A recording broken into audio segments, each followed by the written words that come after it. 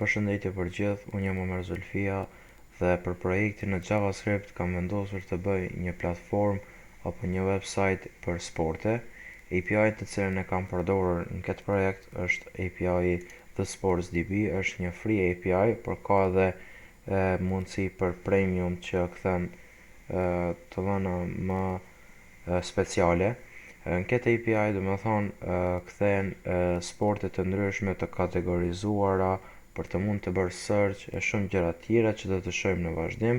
Shkojmë projektin ku fillimisht i kemi pjesën e register dhe login, ku të dhënat do më thonë ruhen në local storage.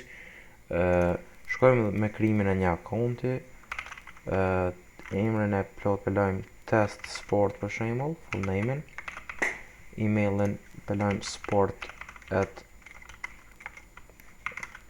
live.com, bëjmë copy këta, passwordin 123 edhe bëjmë register, bëjmë paste emailin, tani do më thoni na bo redirect tek pjesa e loginit.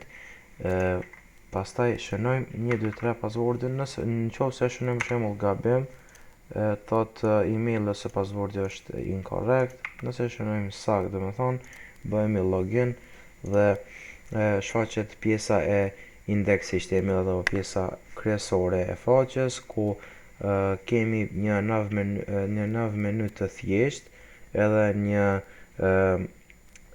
hero section të thjesht me një imazh dhe tekst, kurse këtu më poshtë do më thonë kena pjesën e dy sporteve më të shikuara në botë, ku këtu do më thonë API ka kthi soccer dhe motorsport. Këtu do më thonë të dhënat janë nuk janë 100% të sakta, do më thonë ka më pak diku edhe dummy data, ku prej këtyre dy sporteve nëse klikojmë për shembull pjesën e soccer, shfaqen ligat e atij sporti, gjë që këtu shfaqen vetëm për shembull 5 liga. Normal ka shumë më shumë liga në pjesën e soccer. Nëse shkojmë edhe tek motorsport, shfaqen këto ligat e motorsportit të cilat janë.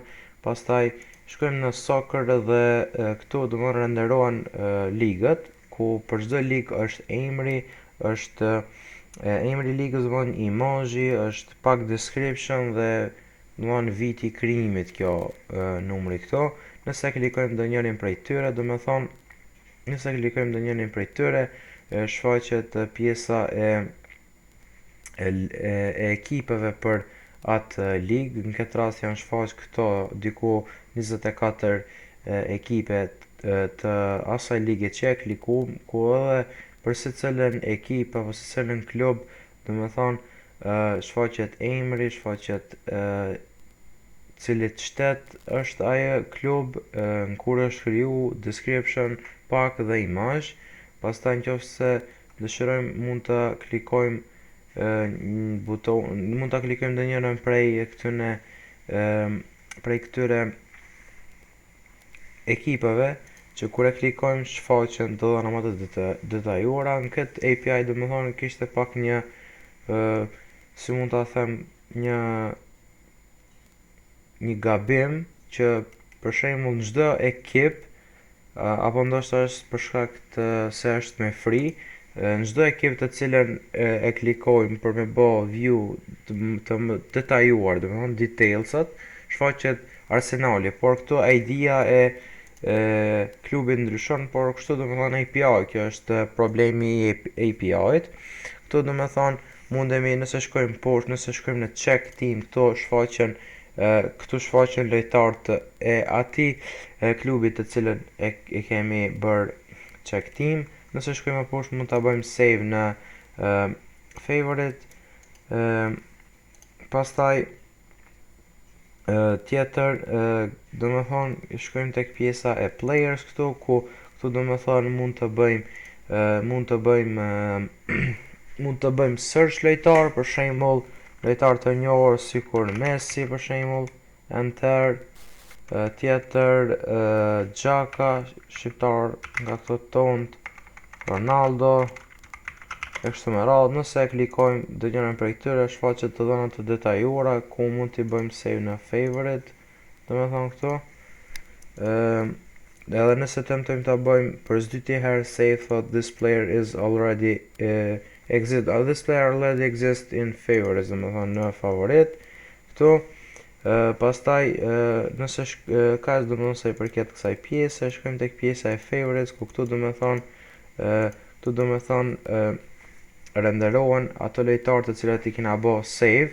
Këto dhëna domethënë ruhen në local storage, pra ja këtu të gjithë këto lojtarë të cilët apo të gjithë këto ekipe dhe lojtarë që i ruajtëm për në favorite ruhen në wishlist dhe prej këtu domethënë renderohen.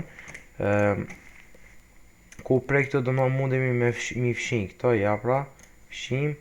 Ne bëjmë refresh edhe ja kanë të fshirë, tani mbetet vetëm një lojtar ku edhe këta fshim. Pastaj tjetër sa i përket projektit është pjesa e profilit ku këtu mundemi me ndryshu emrin. Këtë rast e patëm test sport. Tani pelojmë për shembull sport test edhe shënojmë emailin. Emailin e patëm nëse nuk gaboj sport@live.com, po save change, username was changed to sport test, e klikojmë enter, domethënë nëse shkojmë në local storage dhe shikojmë a ka ndryshu, po full name-i është bo sport test, ja pra dhe njerë vetëm për ta pa test sport për lot tani, edhe përbëjmë save change, kur e klikojmë ok, ndryshon domethënë kjo emri edhe në local storage. Pastaj që ka me të përfonë është vetëm butoni logout, në qofse klikojmë këtë, bëjmë logout, edhe këtu domethënë shfaqet pjesa e loginit për të bërë login dhe për të hyrë në website. Domethënë kaq ishte sa i përket projektit të JavaScriptit. Shpresoj që t'i ketë pëlqyer dhe mirupafshim.